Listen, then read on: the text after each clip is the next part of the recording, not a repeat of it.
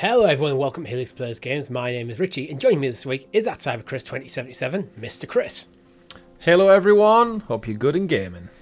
No Rob this week because he's still busy away with his current house move, but we do have a great show lined up for you where we'll be talking about the PlayStation Showcase, Final Fantasy 16, and an update on Ubisoft's Star Wars game. All that and much, much more on this week's XPass.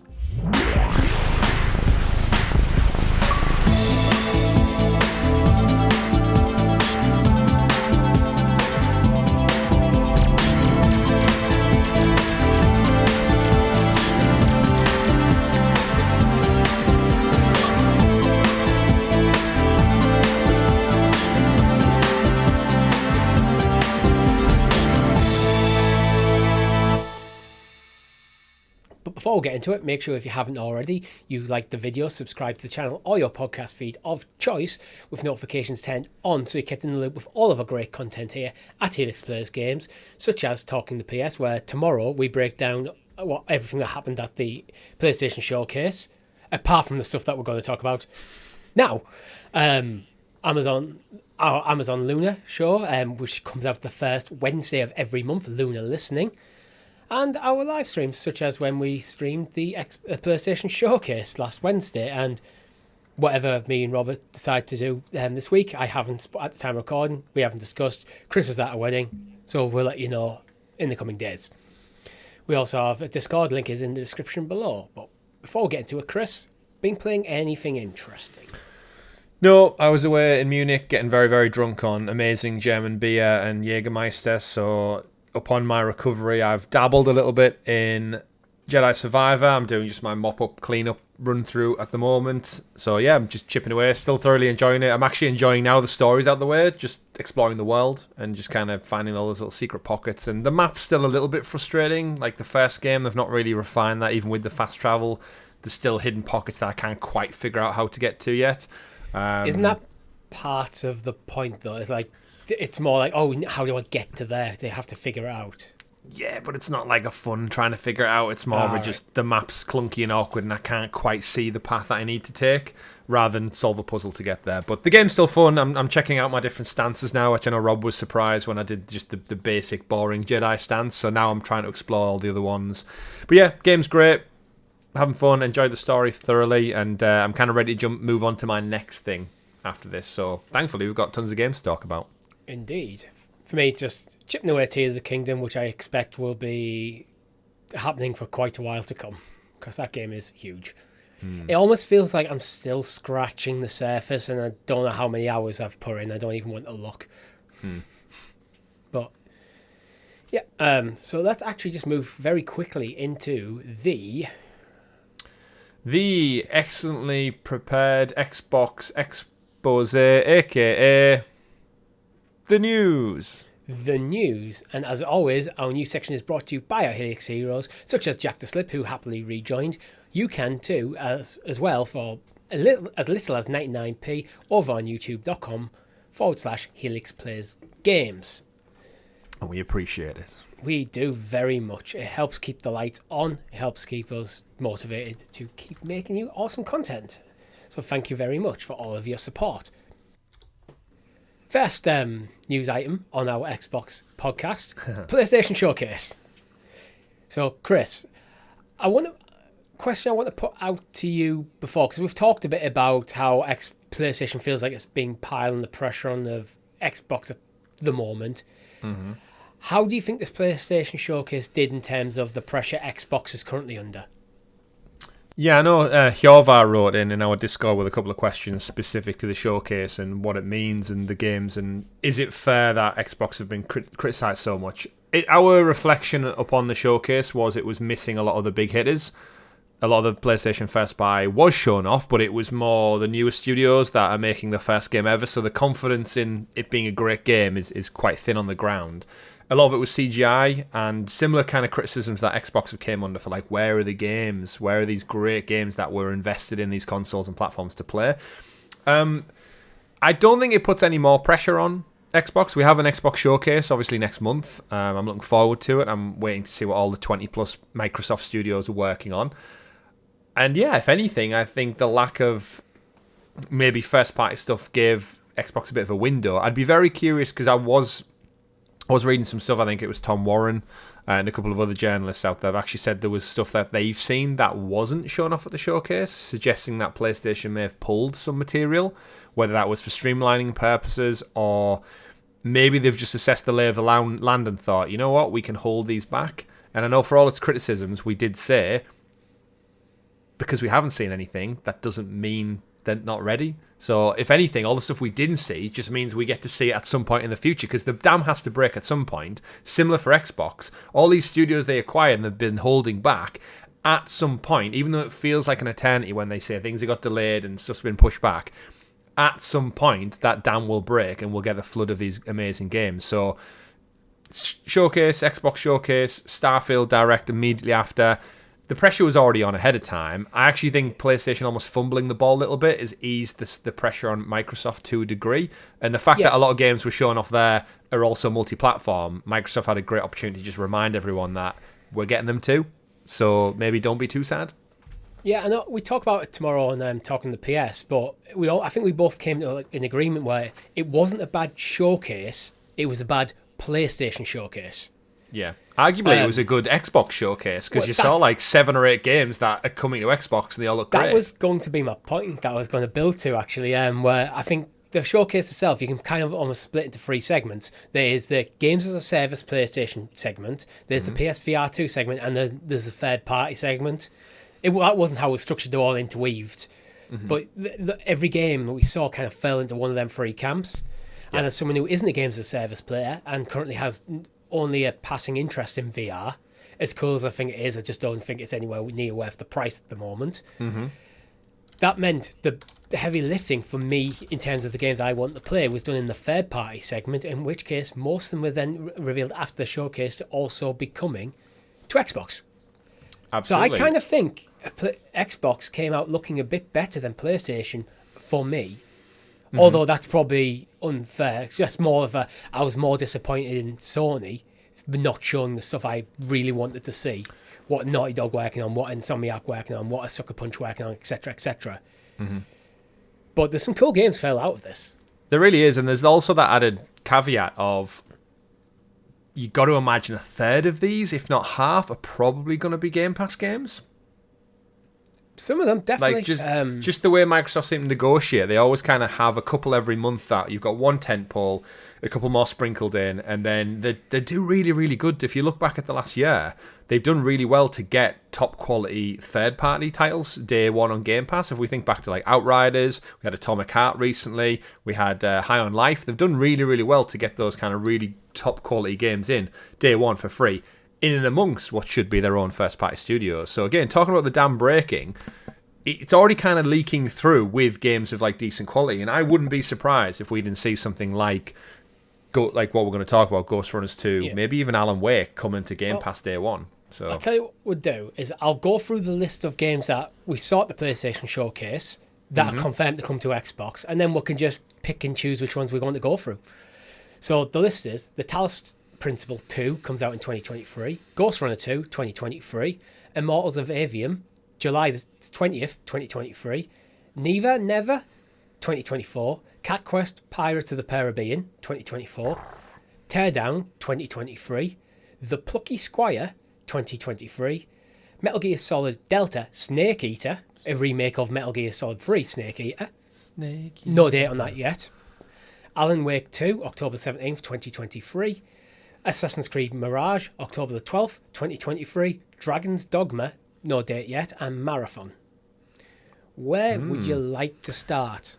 I think the ones that we didn't talk about, that we don't talk about tomorrow on Talking the PS, obviously we went into the PlayStation exclusives, quite a lot of detail, and then there was a lot of third-party ones we skipped over. I'm going to go with the ones that I'm most interested in.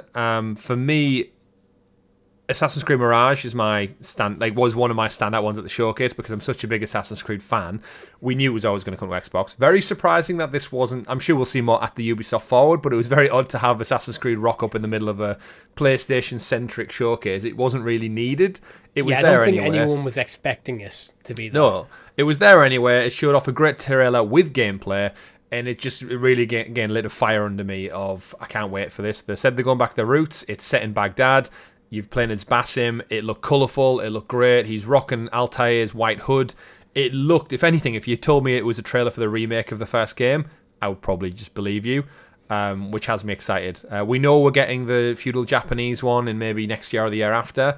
I can hold out for that. Give me this to tide me over in the meantime. It looks great. I think, as much as I prefer the setting of feudal Japan, I think this might be the better game for me. Because they have kind of already announced that Assassin's Creed Red is an open world. Yep. I'm expecting it to be pretty much the sequel to Valhalla, to Odyssey, to Origins. Yeah. Where I think I've always felt the Assassin's Creed games are great when the narrative's doing the heavy lifting. But when you just get to the general open world, go explore this world, it's always just stuff on a map. Yeah. And I think most of the content is kind of bland. Where Mirage, we know it's a smaller title. It's more focused in the old style in terms of this is a stealth action game rather than a RPG, open world action RPG that you can also stealth in. It almost feels like sometimes I've also they're trying to do too many different genres and everything kind of falls just very generic. So this could be me. I'm expecting this to be my favourite Assassin's Creed game of all time. Yeah. I really hope they nail it. Me too. It's an interesting take of what they're doing because with Assassin's Creed Hex as well, it seems like we're going to get maybe like a more horror vibe. And I could see, well, last week actually, or the week before, we reported on Ubisoft. It was you and Rob reported on doubling down on Assassin's Creed being their key franchise. And no surprise, Valhalla made over $1 billion. So all the other Ubisoft games are struggling massively. Shout out to Soul and Bones.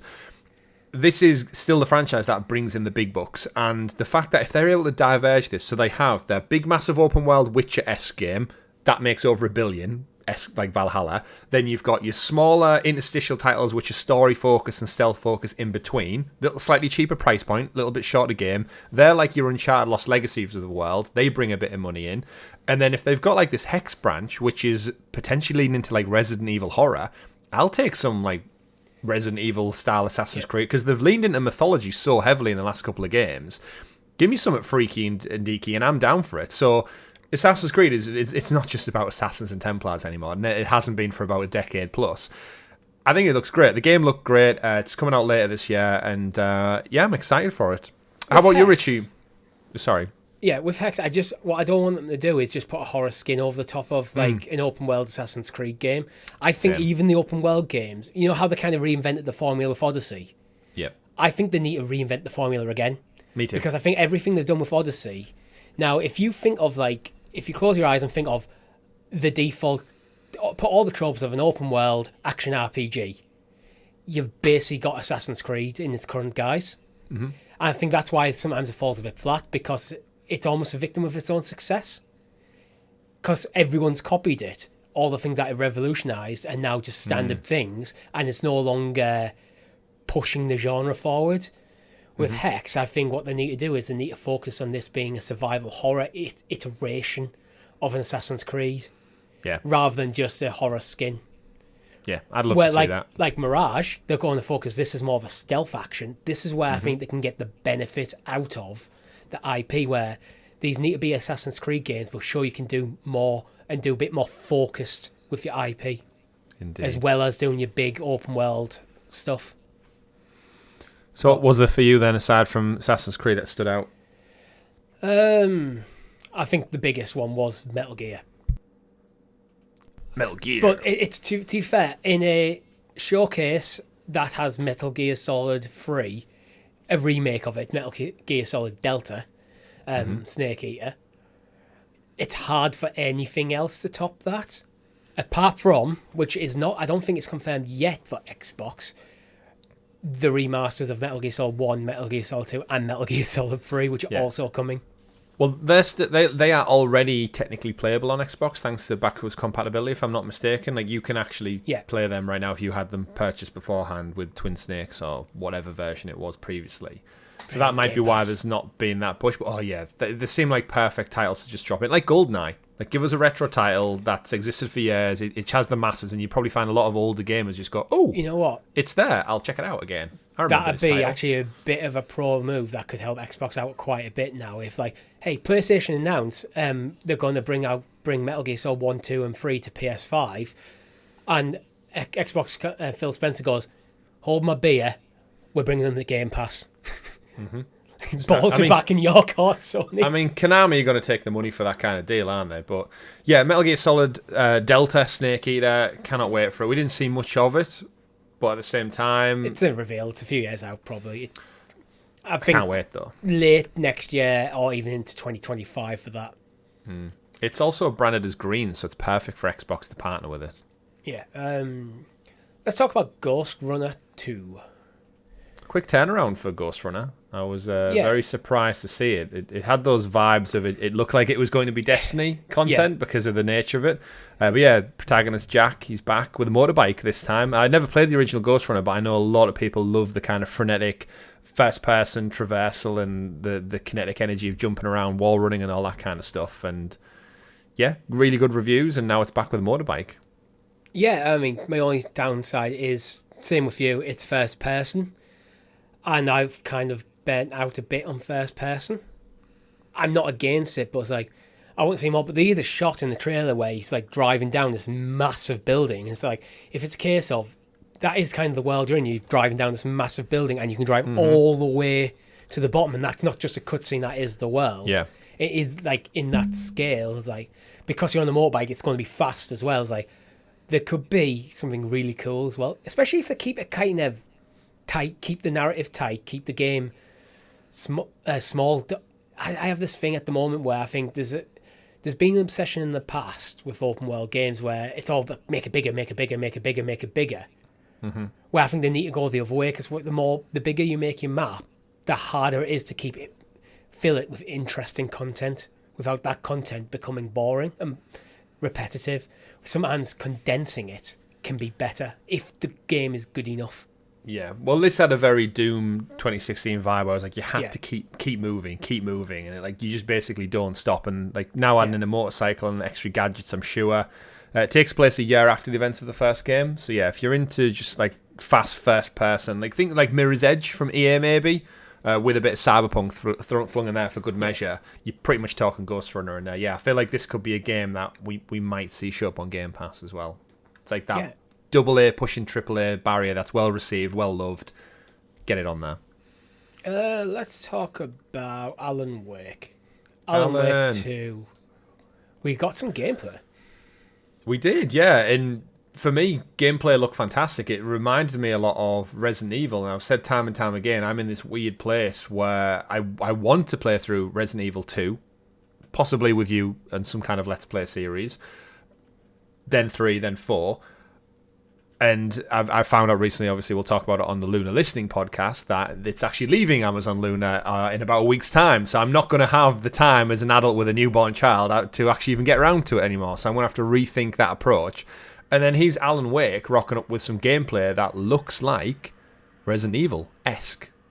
And looks beautiful, looks great. I'm a big fan of Remedy. Control is one of my favourite games of the last few years. I can't wait for Control 2. But in the meantime, Alan Wake Remastered is now out, so I might be tempted to go back to that based on what I've seen in the Alan Wake 2 trailer. How about you? Does it tickle any of your fancies? I'm not a survival horror guy. I like them from a distance. Mm-hmm. If I was, I'd be very interested in this. If you're a fan of like Resident Evil 4, this feels like it would be very much up your alley. It's like, I think maybe we get put off by the Alan Wake series a bit just because of the name. It just sounds like a bloke. It is. But then when you look at the trailer and go, you know what? If you're into horror, there's some really creepy stuff going on there. Yeah. Did you notice? I think this could be a very Rob game. Oh, absolutely. Did you notice Max Payne rock up in the trailer as well? I mean, not actually Max Payne. It's Sam Lake, the guy who does the face for Max Payne. It's just weird to see. We should play the Max Payne game, so I did back in the PS2 days. But it was interesting. Yeah, they used his likeness for the character of Max Payne, and then he actually works at the company. He's not like a voice actor person necessarily. He's in it, but then at the same time, Remedy are remaking Max Payne Remastered in partnership with 2K, I believe we confirmed a few months back. So there's an interesting like full circle thing going on here where, Alan Wake Remastered, I actually had it pre-ordered and then I didn't end up going through with it. I think other games came out. I will say, though, one thing that stood out for me with the Alan Wake announcement, which is quite frustrating as someone who collects physical games still, is they've confirmed Remedy have confirmed it's only going digital only to keep the price down. So you cannot buy Alan Wake 2 physical. I think I might have seen, might have been, it's not in the show notes, so don't take this as gospel. I'm sure I saw like the Embracer offering to do a physical version of it or something. Right. I think it was just one of them things you just scroll past on Twitter and just... But yeah.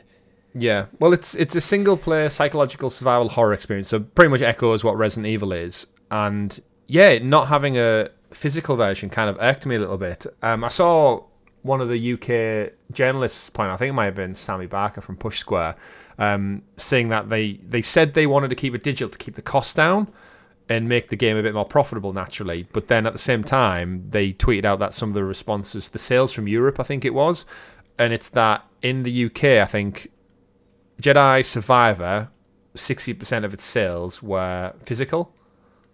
Yeah. And I think recently, basically every big title that's came out has had like a really good boon in physical sales. So it seems odd that they would just leave that on the table and miss out on it, but it's just the world we live in, I guess. I think physical sales does two things. One, it's there. So when you walk into a shop, sometimes you'll be walking to Tesco's to do your grocery shopping or Asda, and then they'll have the stand with the new big game right in front of you.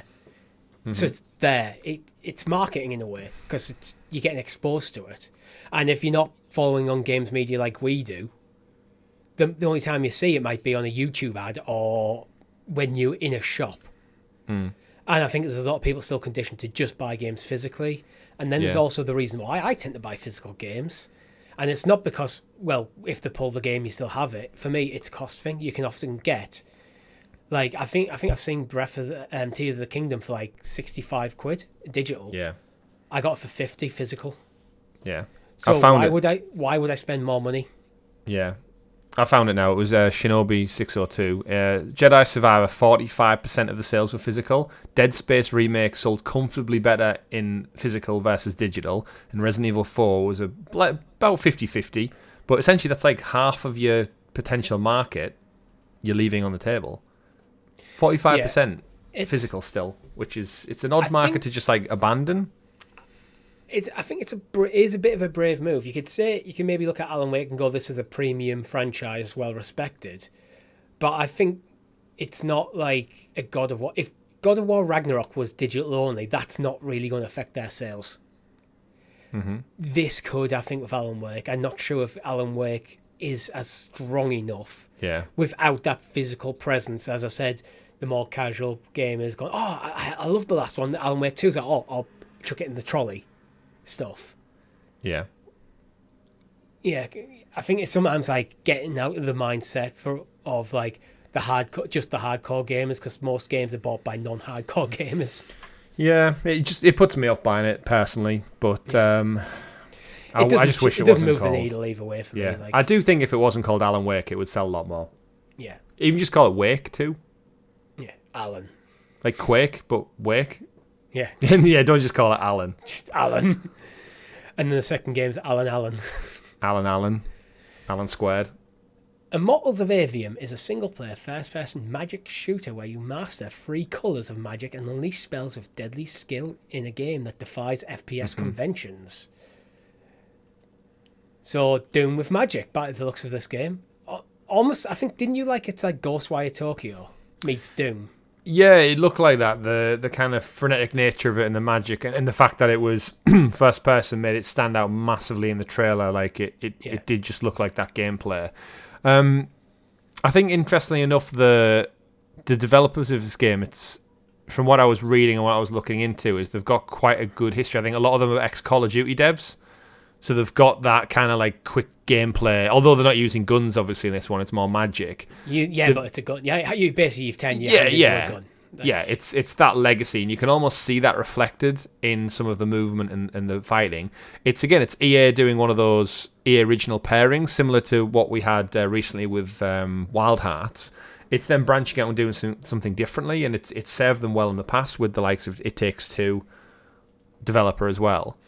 Not one for me. I wasn't that fussed on Ghostwire Tokyo either. But again, I'm just not that much of a first person, especially without guns, when you just see arms moving around.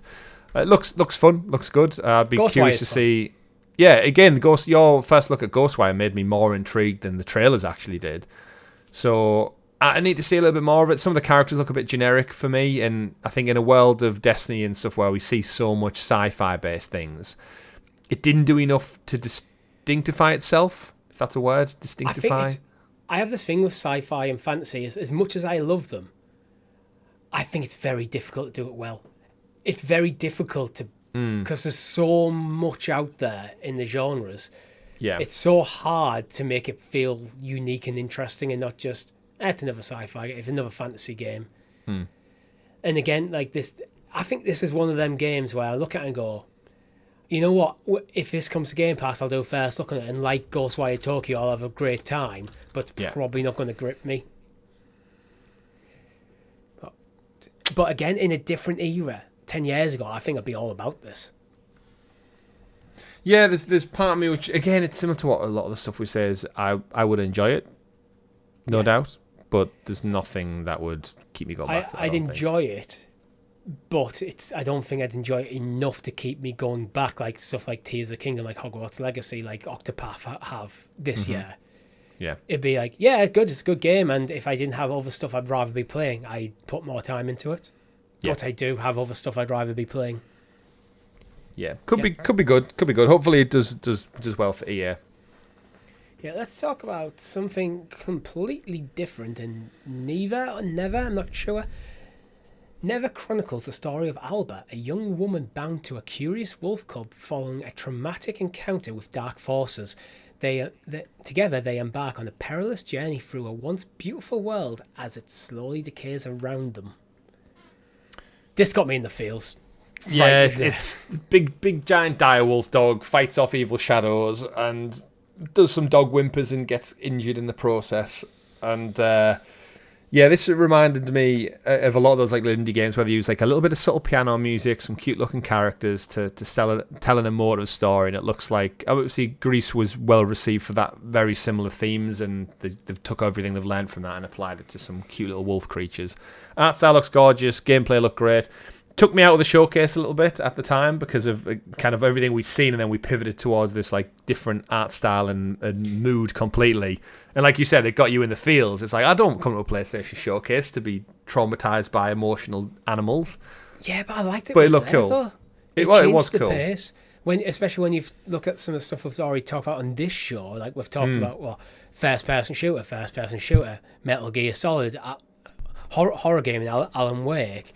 Assassin's Creed Mirage. It's just something a bit different, and I like that diversity. It's good. It worked. Again, beyond Lost Words. It had that kind of similar feeling where it's maybe a slower paced story, but it'll still get you when it counts. Lost Words is a great game. Full playthrough on the channel. There is indeed. So, is there any others that you want to jump into before we move to the next major story? Not really. I think Teardown looked quite fun. That was the kind of Minecraft meets GTA. You break in, heist, steal, blow through the walls, plan an escape. That looked fun, but more so for like a live stream for one night than actually playing myself. Yeah, it's like Teardown was like, what if Minecraft was a heist game but set in like a modern setting? But it's kind of straight up Minecraft graphics. Different colour palette, but still that very blocky nature, and like, and the Plucky Squire, which I think I actually said about 2 weeks ago on the show, you hadn't heard of it before, and I described it to you, and it was like, oh yeah, actually, it's that jump off a comic book cartoon page into the 3D world, and it's a 3D platformer. Like you said, it was like Zelda. Yeah, I was making a joke because it has this thing where you can switch between 2D and 3D when you go into the walls and stuff, like Link Between Worlds did, like. There were sections of Mario Odyssey is done. Yeah. But yeah, it looks cool.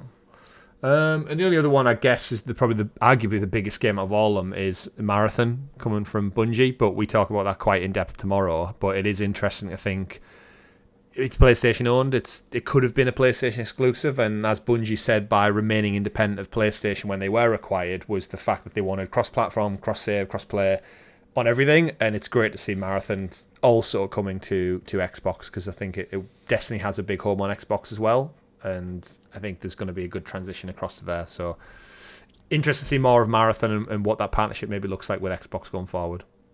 Indeed. So let's actually move on to our next big story of the week. And I think it was last week or maybe the week before, we covered Xbox bringing in the first round of games to GeForce Now.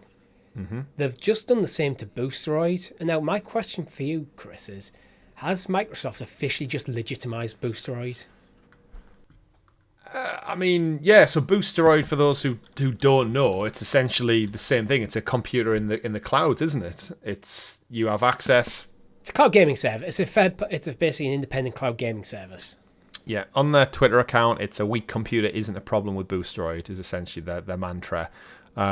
We've kind of circled around them, covering cloud gaming for quite some time. It's similar to GeForce Now. It's not really our bag because it's more of a utility service than an actual platform in itself.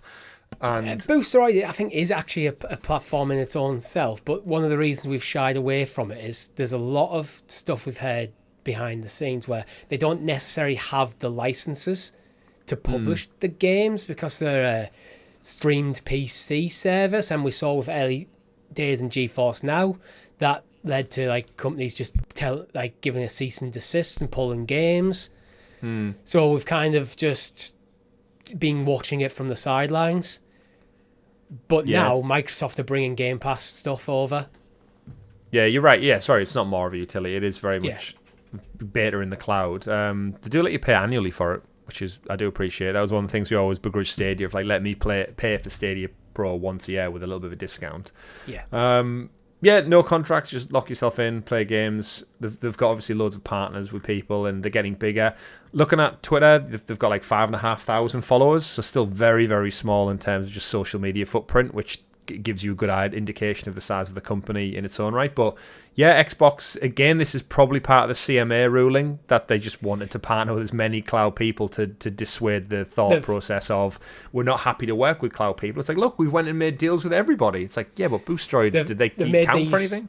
They made these 10-year deals to sweeten the CMA to get the ABK deal through, and now they're delivering on it. Mm-hmm. Yeah. Which is great. But yeah, it's great for Boosteroid. Could you imagine being head of Boosteroid marketing or something, and then Microsoft willingly come to you and make a deal and then promoting your service in their blog? That's better than 5,500 followers on Twitter is ever going to do. That's kind of what I mean by have them been legitimized. Microsoft has just kind of give the thumbs up to Boosteroid's existence, where before it's who are these guys? What they're doing? They seem like they're doing some interesting stuff. Do they have the backing, with something like Stadia and Luna, had the backing of Google and Amazon to okay, you can see them potentially. Yeah. It didn't work for Stadia, but you could see how they might be able to disrupt the industry. Is Boosteroid just going to be just this kind of little indie thing? And Microsoft kind of went, yeah, we like you guys. Well, yeah, there's a couple of them out there, isn't there? So it's interesting to see what they're going to look like going forward, and it does legitimize them because there's literally a Microsoft blog, and the Xbox games are not going to be pulled from Boosteroid because they've been given to them under the blessing of Microsoft. It's literally contractual obligation. 100%. So yeah, it looks good. What are the other ones out there? There's Shadow. Shadow is not necessarily a gaming service. It is actually just a PC in the cloud service that does gaming. I think they sell it a bit in the gaming thing, but it's not just a gaming thing. There's Ubisoft, Enware, Blacknote. There's loads of different stuff, different companies developing this sort of tech. Yeah, we legitimize Blacknote because they follow us and we follow them. Friends. But yeah, aside from that, I think it's just the start of probably Microsoft still just ironing out that, look, we're cool with cloud gaming. Anyone we could start a cloud gaming service, and I feel like Microsoft would probably want to work with us at some point just to keep the CMA happy. They don't want to stifle cloud gaming. And the thing is, this still means that if you're using Boosteroid, now you get access to Game Pass games. You're still paying for Game Pass. Mm-hmm. Microsoft is still getting the money. So if Microsoft's business model is focused more on the games as a service, not in terms of an individual game, but as a gaming hobby as a service, which is what Game Pass is, this is a win, really, for them, because just 100%. helping you get your stuff in more places. 100%. Gollum.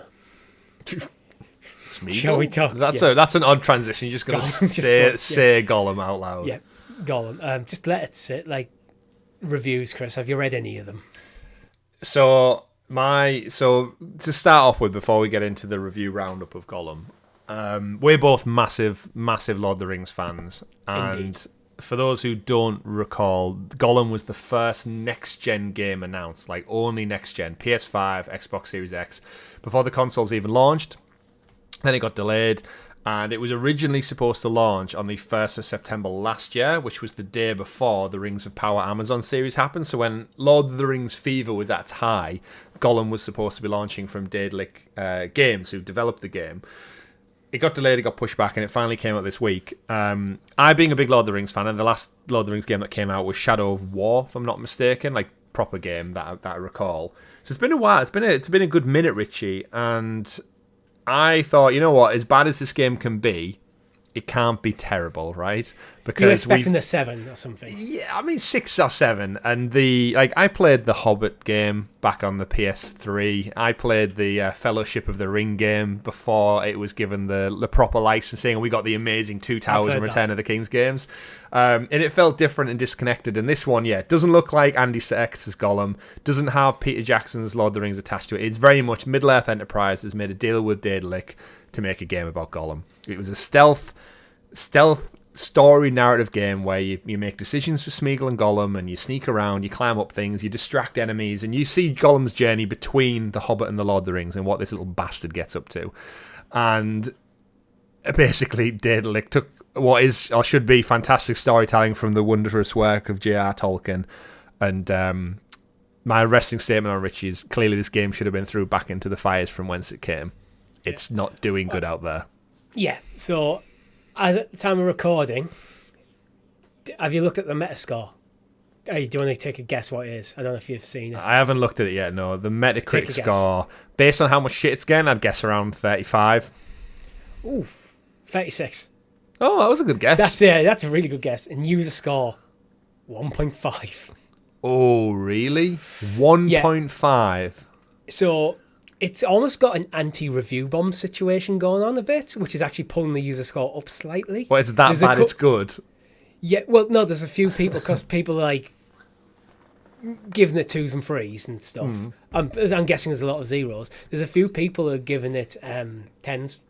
Right, okay. Like, I'm going to read one. I'm not going to name the person because I'd never do with user score. Yeah.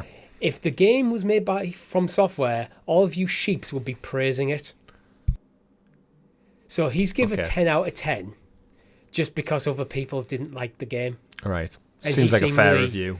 Likes the game. Even if Lord of the Rings Gollum isn't a fantastic video game by any means, 10 out of 10. Like, it doesn't have any game-breaking bugs, which is contrary to what I've read in some like journalist reports.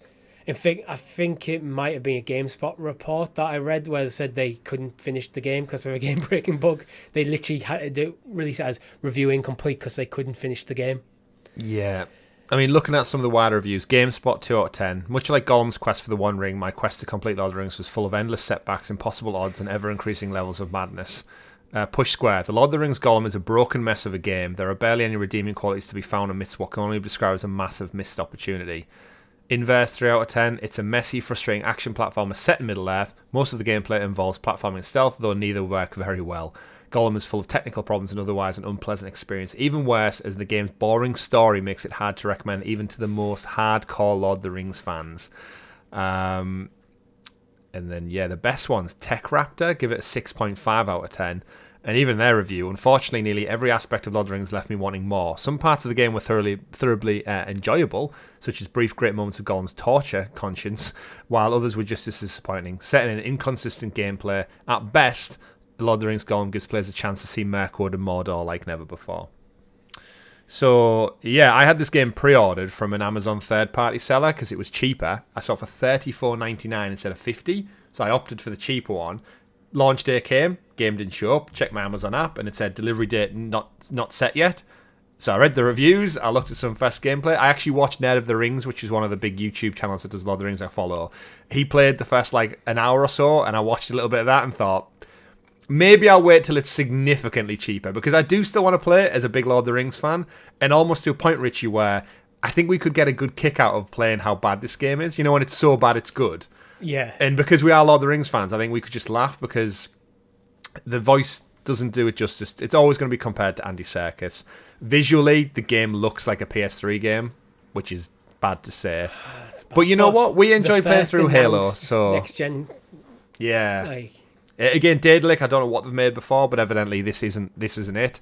Worrying enough, though, I think we have it in the news doc, that the report is also that this team have got a government grant to actually work on multiple Lord of the Rings titles. So this might not be the last Lord of the Rings game you see from this studio. The German government funded 2 Lord of the Rings titles. 2 million euros, which in gaming development terms isn't a huge amount of money. It's not at all. But they've still got to make something, so maybe expect The Hobbit next or something. Or what other character would you like to see them take and butcher, Richie? Oh, God. Should you get Azog the Defiler? His narrative story adventure? You not fancy that? There could be something interesting told there. The Balrog's Holiday. Click and play adventure where you play as the Balrog. Coming to summers next year. He's just chilling in the mines of Moria, and then these bloody dwarfs and goblins and disrupt men his and elves, sleep. And he has to fight a wizard. And he just wants to go back and just chill. Yeah, just wants to chill on his fiery throne. Imagine if a bunch of people started having a fight in your house. Yeah. It's just a retelling of the Mines of Moria from the perspective of the Balrog. Yeah, and this, slapstick comedy. And this is where it kind of gets... It's the worrying treatment of beloved IP. And the Tolkien estate have been very protective over this IP in the past, and seemingly it's been handed along to maybe another generation, and now it's just out there for grab. Amazon have got some, Embracer have got to deal with it. We should point out, though, Gollum not from Embracer, Gollum not from WB. Yes. I saw loads of people giving it shit online, saying... Published by Nacon. Yeah. But I saw loads of stuff online saying, what are WB doing? First it was Gotham Knights, then it's going to be Suicide Squad, now Lord of the Rings. I'm like, whoa.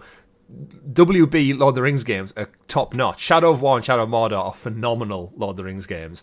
This one, nothing to do with them. Yeah. Although Suicide Squad and Gotham Knights do look crap. I think it's important to talk about the reviews on this game. It's not just I don't want to shit on them. It's like I think everyone was looking at this game going, we're not expecting this to be a 10 out of 10 absolute masterpiece. What we are expecting this is to be, I think, a 7. This is where I was kind of thinking, if this is a 7, you've done a decent job. Yeah. This is kind of a smaller title that I was expecting that to appeal to Lord of the Rings fans such as us. Yeah. And, stealth action gameplay has gone, there's something that could be there. But when you read the reviews, it's everything from things like, no one's really dwelling too much on the cosmetic aspects. It's all things like, it's the game design, it's the responsiveness, it's the basic bugs. Stuff. The story is boring. It's stuff like that where it's kind of, this is not stuff, well, apart from bugs, this is not stuff where more time in the oven could resolve, because if your story's boring and your level design's boring and the gameplay is boring, what you have there is the recipe for a boring game, no matter how much effort you put in. Yeah. I think it's just disappointing when they have such rich material to pull from, like arguably the best anthology of content ever. I mean, maybe the problem is how restrictive they were in terms of what they could do. It might just be, you're playing as Gollum, you have to be in between these... In this era, you're not allowed to step out of it. You're not allowed to bring in stuff from other eras. You're not allowed to talk about First or Second Age. You're not allowed to talk... I don't know what the story is. And maybe you're not allowed to talk about the Fellowship of the Ring too much. You're not allowed to talk about Sauron too. If there's all these restrictions that are on them... I don't think they are, though, because it's not based on any other visual stuff. But either way, the devs have came out and they've apologised since. It's that bad. If I read from their tweet post. Dear players, we would like to sincerely apologise for the underwhelming experience many of you have had from The Lord of the Rings Gollum upon its release. We acknowledge and deeply regret that the game did not meet expectations we set for ourselves and for our dedicated community. Please accept our sincere apologies for any disappointment this may have caused. Our goal as a studio and as a passionate Lord of the Rings fans has been to tell compelling and immersive story-driven adventure. Crafting a story with Middle-earth as our playground has been the greatest honour and our biggest challenge we've ever faced so far. At Daedalic, we understand that the game's success relies on your enjoyment and satisfaction. We genuinely value your feedback and have been actively listening to your voices, reading your comments and analysing your constructive criticism and suggestions you've provided. Our development team has been working diligently to address the bugs and technical issues many of you have experienced. We're committed to providing you with patches that will allow you to enjoy the game to its fullest potential. Once again, we deeply apologise. We understand and appreciate that during this time. We'll continue to keep you updated on the progress. I don't think any bug patches and stuff are going to really fix it. I think this game's done and gone. Missed its window. As I said, I don't think, from what I've read of the reviews, the problem in this game isn't necessarily the bugs. Yeah. Or even just like textures. It's in the core gameplay design. You can't patch your way out of a bad game. There's a great tweet from Dolan Dark underneath that initial apology, and it's basically, thanks for that, added it to the collection, and it's the Cyberpunk one, it's the Bethesda Fallout 76, Forspoken, Jedi Survivor, Redfall, Halo Infinite, Gollum, basically all of the apologies we get when games come out too early and incomplete now, added to the list. I think some of these, in different situations, like Forspoken and Redfall, these have got, and like Jedi Survivor, Cyberpunk, these have got massive, Halo Infinite, these have got massive studios behind them. Yeah. For Redfall, Microsoft could have just went, you know what, we can not release Redfall now and keep working on this game if they hadn't done the huge marketing push they did. Where with Gollum, I think Daedalic, we're probably looking at it and going, this game is nowhere near what we need to be. But we have to get some money back somehow, as crap as the situation is. Otherwise, the studio doesn't earn any money? Yeah. You have to think with game development, the finances of it is going to be a feast and famine. When your game comes out, you get a huge spike in revenue, and then nothing till the next game, unless your game's as a service. Yeah. So if they don't bring out Gollum, how long can the studio hold off before they get into potentially a debt spiral? I'm just hoping that this game doesn't destroy the studio. I'm hoping that they bounce back. We'll have to see. But it's a game that I was possibly going to be playing this weekend, and now I'm seemingly going to stay away from it, maybe until it's on Game Pass or Black Friday deal or something, because I want to play it as a Lord of the Rings fan, but at the same time, my money is more important to me than playing an incomplete mess as it stands. So Indeed. Stick it back into the forge and we'll maybe see it later. But moving on to the next story, Chris, did you know that I pretty much lost Embracer a $2 billion partnership? This you and your financial advice again, directing it out there. So what's going on with Embracer? So last week, Rob and I talked about a Lord of the Rings MMO in partnership between Embracer and Amazon. I said I didn't trust Embracer because I don't think they've released a AAA game to the sort of standard where I think would match this IP. I think I'd want to see them prove themselves before. I also think that the MMO scene is completely saturated at the moment. So either you come out with something that is revolutionary, that draws people into MMOs away from what they're currently playing, and there already is a Lord of the Rings MMO in existence. Yep, Lord of the Rings Online. Or it falls away. Or then basically in a year's time after a launch, we're reading about how the game unfortunately didn't do well. They've decided to pull the servers. Rest in peace. Yeah. Then seemingly overnight, like literally later that day, apparently they had they had a call where the $2 billion deal that struck fell through, and they released the date on the Wednesday. Ouch. Yeah. Talk about last minute pulling out. Absolutely, it's that's rough. I mean, I'm joking saying I'm the one who tanked it. It's just the timeline that's up. But yeah, well, it wasn't really you. But that's like a $2 billion partnership. Imagine being the head of Embracer and you get that email. I'd like to think it was a conference call rather than just an email. Yeah, but still. It's interesting for Embracer because we've followed them for the last few years as they slowly gobbled up IP and smaller studios and bigger studios. Remember, like they own like Gearbox now, who do Borderlands. They've gobbled up the rights Crystal to Dynamics. the Lord of the Rings. Yeah, Tomb Raider, Crystal Dynamics, Square, Eidos Montreal. They've got some cracking studios under the banner, and they've put out a couple of like middling, interesting games in like the SpongeBob remakes, Destroy All Humans. They're working on Time Splitters. Dead Island 2 was their most recent actual success story. Sold 2 million copies. Reviewed really well, and that was after like a 10-year development hell. Not their fault, but it was inherently brought on by them. And we've always wondered, like, where do they make their profit? How do they keep spending this much money on acquiring things with very little seemingly output? And evidently they were ready to make another partnership deal. I'd be very interested to learn about who this was, because I think it will leak at some point. It'll get out there. I don't think you can hide something like this forever. Is that confirmed? I'm sure. Like I was talking with Robin, talking PS last week. Oh, this isn't the Amazon deal, though. It's a different. This is a different deal aside from the Amazon Lord of the Rings thing. Oh, okay. This is just a secret deal. No one knows what it's about. It was a mega deal with a partner that's not been revealed. They had a verbal commitment back in October. It took longer than expected, and then it was just the day before. It all fell apart before the investor call, and Embracer went to the partner and said, look, where are we at with this deal? We'd like to get the announcement locked in before the investment call. And that's when they're like, yeah, we're not doing it. And that's when the deal has collapsed in. So the Lord of the Rings one's still green-lit, good to go. This is a separate deal. I misunderstood that then.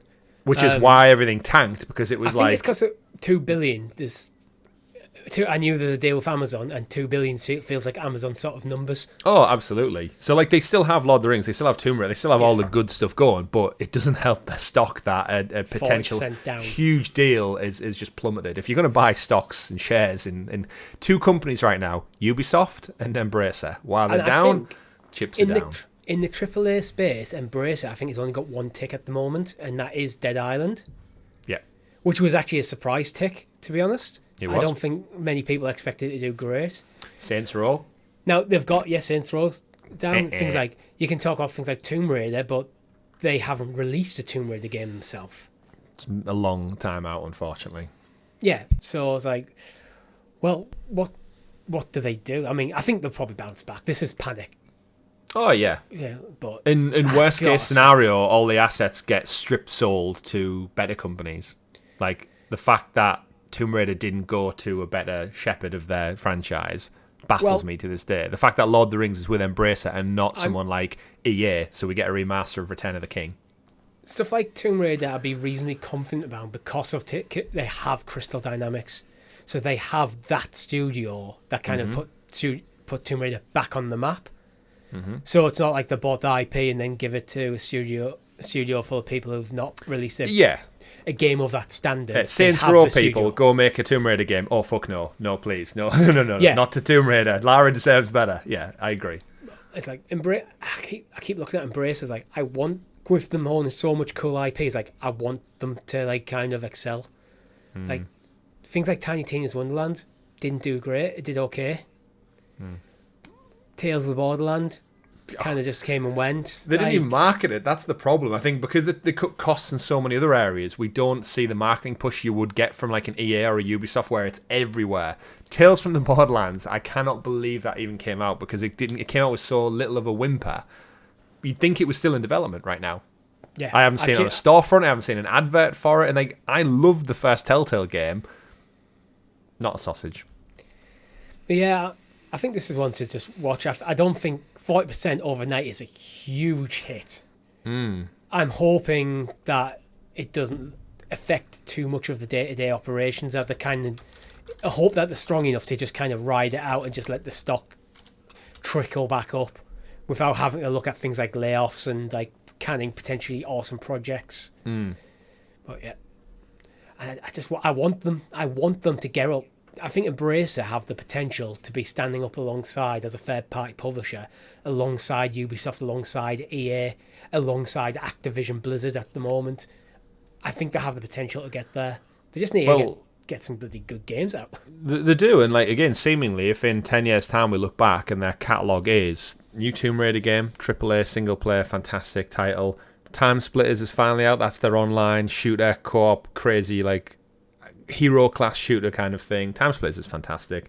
Whatever the Lord of the Rings titles look like, if they get out something equivalent to Shadow of Mordor, maybe Shadow of War, that could be great. And then all of their other stuff in between could elevate them to a point where they've got stuff in rotation and cycle, just like the Ubisofts of the world do. But again, it all costs money, and they've had investment from like the Saudi public fund. I think they invested $1 billion in them last year, so they have cash coming in, and I think they own enough IP to keep them afloat. Again, I think we just need to be patient and see what the fruits of their labour do get. Embracer Group stock, it looks like it's back in the green after that dip, so it's not terrible, but that's probably where everyone just bought them while they were low. Yeah. Quick one to continue on. Final Fantasy 16 is apparently a timed exclusive for PlayStation, a 6-month timed exclusive. Oh, they've actually dated it. Yep, it's been apparently been dated, and apparently they looked at all options before deciding on PlayStation, including Xbox. So we could see Final Fantasy 16 come to Xbox probably as early as next year. Didn't they say it was a time exclusive for 7 Remake, and then the year mark passed, and they've not said anything ever about it since? Yes, I believe so. Because that's always this is the odd relationship that Square Enix have with people. It's like they're willing to work with everyone, but then they get really particular over certain exclusivity deals and who they're talking about, like pixel remasters and whatnot. And I wish they just sort that out. I wish someone would just buy Square Enix just so we know what the rules are with this studio. Like, what is this company? Like, what is going on? As a third-party publisher, they seem to prefer to do exclusivity deals, which in some ways I think is good, because I think it's probably easier to develop for one platform because it can be very laser focused. Yeah, which it seems might be the case here. And it also means that, well, they can sit back and go, Final Fantasy 16, who wants it? Microsoft and Sony are in the room trying to outbid each other, get a nice bag of cash, cover the development, mitigates the outlay they need in terms of development costs and all that sort of stuff. So it could be a good strategy for them in terms of just keep pushing the financial liability onto Sony rather than keep it in-house. But I wouldn't be surprised if Sony went to buy them. Yeah, we'll see. Maybe with a Nintendo caveat in that they still have to put out games on Nintendo because they make a lot of money there as well. But yeah, between Embracer and Square Enix and stuff, I don't know if anyone knows what they're doing anymore. Business is business. Yeah, it's so messed up. Sony buying Square Enix could be a Bungie situation where they're acting independently, but they're owned by. So you might still get Final Fantasy games coming to other platforms, but Sony's raking in a bag of cash from it. Yeah, absolutely. Time will tell. Time will tell indeed. You know what time will also tell? Ubisoft's open world Star Wars game. But that happened a long time ago.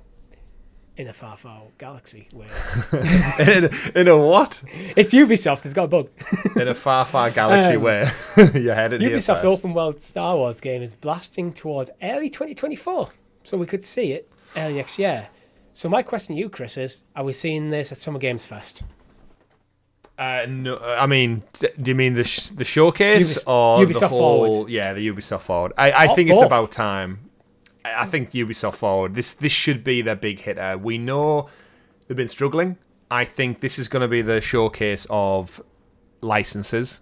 I think we'll possibly see Star Wars, we'll see Avatar, and I wouldn't be surprised if Ubisoft have partnered with another IP for, I don't know, a Predator game or Terminator or something like that, because it just seems like they're leaning into known quantities to get their stock back up as such. And I think if this is Star Wars meets The Division, I'm ready for it, and I think I just want Ubisoft to have a win. I'm in on the Avatar game. I said that. I liked the Avatar game before. I went off on it when it got delayed and took ages. Fast pass. And then, but then I went and enjoyed the Avatar movie, and I did really enjoy the Far Cry game. So as much as I'd rather the Avatar game was third person, I'm still down and interested for it, as long as what they show at the forward looks good. Skull and Bones is dead in the water. We know that. X-Defiant, I think, has a chance to do good, but I still think people are going to play it for 2 weeks, think it's fun and different to Call of Duty, then go back to Call of Duty and Apex and the other ones. But this Star Wars project, it's about time.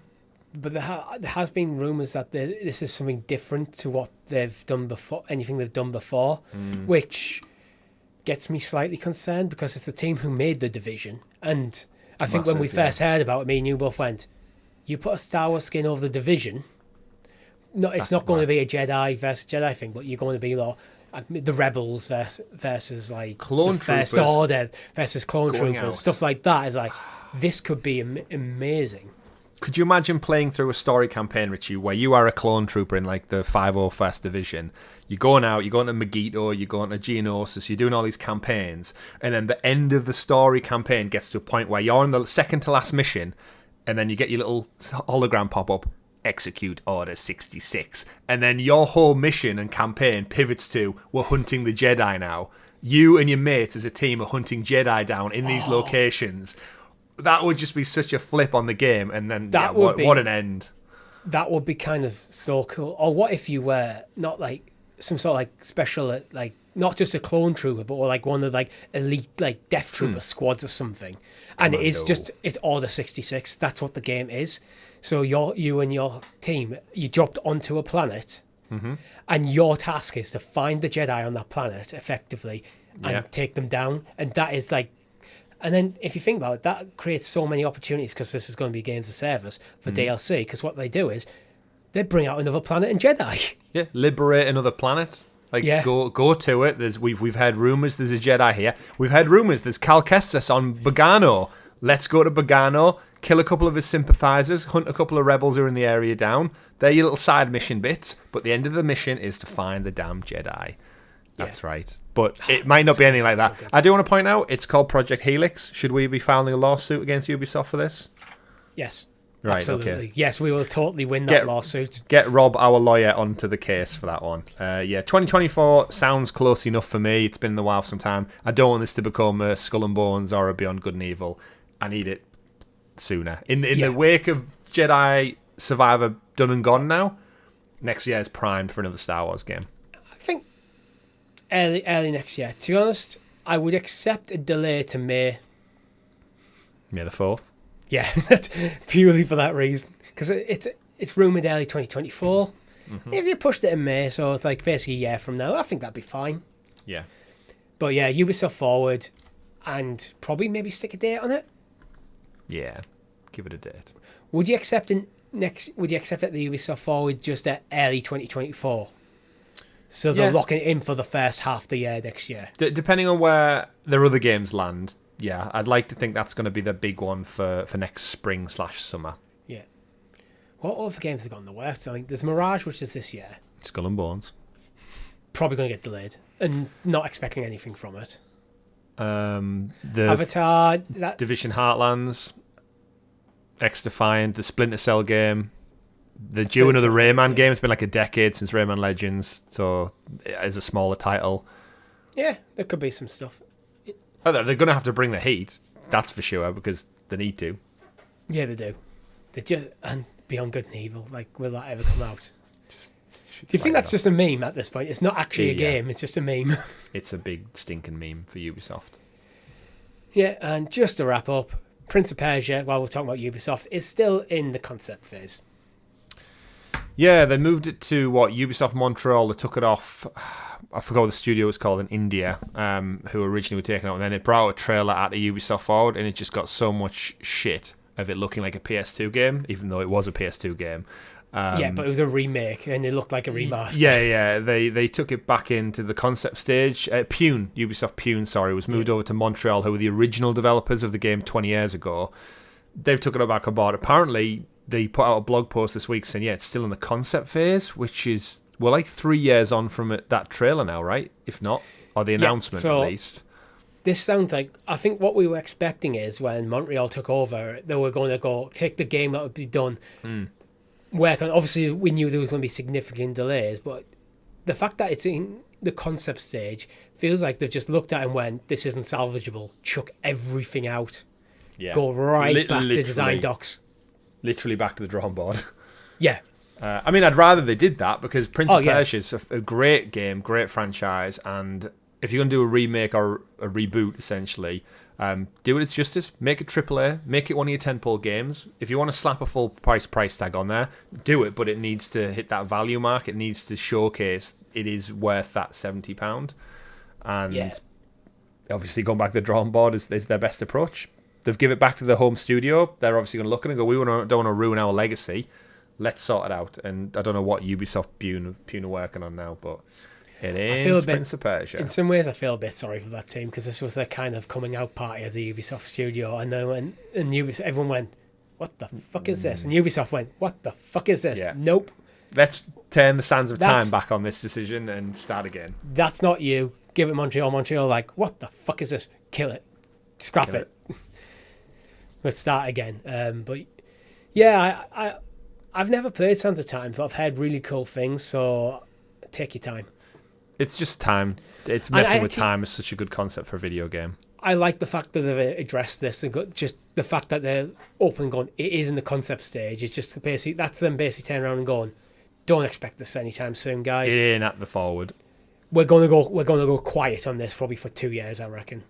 Yeah. I think we'll hear about this game next in 2025. Yeah. Just before Skull and Bones is due out. Yeah. But I think that's all we have time for this week. If you've liked the video, make sure you hit that like button, subscribe to the channel or your podcast feed of choice with notifications switched on so you kept in the loop of all of great content here, such as Luna Listening, such as Talking to PS, such as our live stream, which we'll get back to you on what it's going to be this week. Last week was our PlayStation Showcase. We've covered things like Legend of Zelda recently and all sorts of great stuff. If you want to join the conversation even further, we have a Discord server. The link is in the description below where you can actually write in with show topic ideas and questions that you want to ask us, like Hjorvar did in the last 2 weeks. Thank you, Hjorvar, for that. With that, my name's been Richie. I've been Chris. Goodbye. Bye.